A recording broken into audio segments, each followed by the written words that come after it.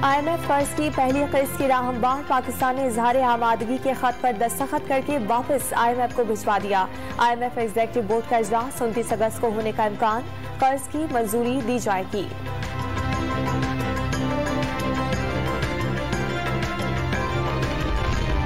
वजीर आजम ने विफाकी काबीना का इजलास कल तलब कर लिया।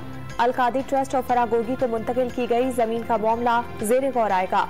मौसमियाती बहरान पर ब्रीफिंग और ECC के फैसलों की तौसीक की जाएगी। इलेक्शन कमीशन ने तहरीक इंसाफ रुकन मोहम्मद मियां सोमरो को डी नोटिफाई कर दिया। कौमी असम्बली ने तवील गैर हाजिरी पर मोहम्मद मियां सोमरो की नशिस्त खाली करार दे दी। मियां सोमरो ने PTI के दीगर अरकान के साथ इस्तीफा नहीं दिया था।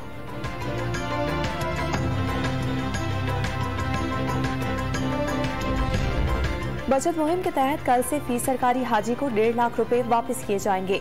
जिन हुज्जाज के बैंक अकाउंट नहीं, उन्हें पे ऑर्डर से अदायगी होगी। विफाकी वजीर मजहबी उमूर मुफ्ती अब्दुल शकूर का ऐलान, रकम 31 अगस्त तक वापस की जाएगी।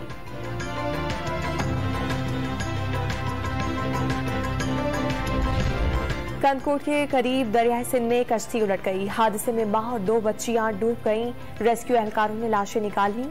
5 अफराद को बचा लिया गया।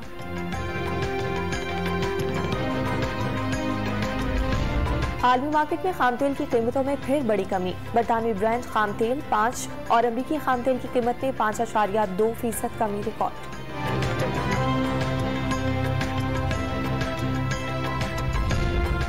और पाकिस्तान और नेदरलैंड्स के दरमियान पहला वनडे कल रोटरडैम में होगा। पहले वनडे में शाहीन शाह अफरीदी की जगह शाहनवाज सहानी या नसीम शाह को खिलाए जाने का इम्कान।